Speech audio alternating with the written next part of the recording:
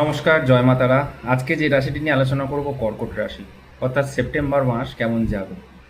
তো কর্কট রাশি স্যাড এবং খুবই দুঃখিত রাশি একটি। প্রচণ্ড কল্পনা প্রবল, তাদের মন কন্ট্রোল হওয়াটা খুব চাপের ব্যাপার হয়ে যায়। টেনশন, চিন্তা তো ওভার থিঙ্কিং এগুলো থাকেই। তো এগুলো আপনাদের মধ্যে একটু কন্ট্রোল করতে হবে। কর্কট রাশির মানে পজিটিভ একটি রাশি। হ্যাঁ, চিন্তা ভাবনা পরিকল্পনা এগুলো তো অত্যন্তই বেশি চলতে থাকে। তবে এই সেপ্টেম্বর মাসে আমরা অনেক কিছু পরিবর্তন দেখতে পাবো, কারণ কর্কট রাশিতে মঙ্গল বৃহস্পতির একটা যোগ শুরু হচ্ছে, যেটা আপনাদের জীবনের কনফিডেন্স দিক থেকে একটু মানে আনকন্ট্রোলিং থাকবে।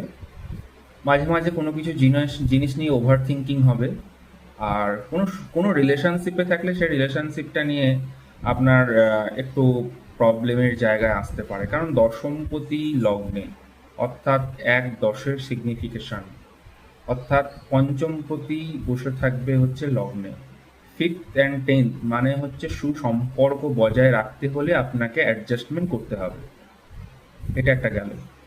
আর কর্কট রাশিতে বসে থাকছে বৃহস্পতি। আর্থিক দিক থেকে অত্যন্তই ভালো হবে এই সময়টা। চিন্তা ভাবনাগুলো একটু আপনাদের পাল্টাতে হবে, মোটিভেশন করতে হবে নিজেকে নিজে। তবে দ্বিতীয় পতি দ্বিতীয় বসে থাকছে, আর তৃতীয় পতি তৃতীয় থাকছে। এটা একটা বিশাল বড় অপরচুনিটি কিন্তু এই সময়টা কর্কট রাশির জন্য।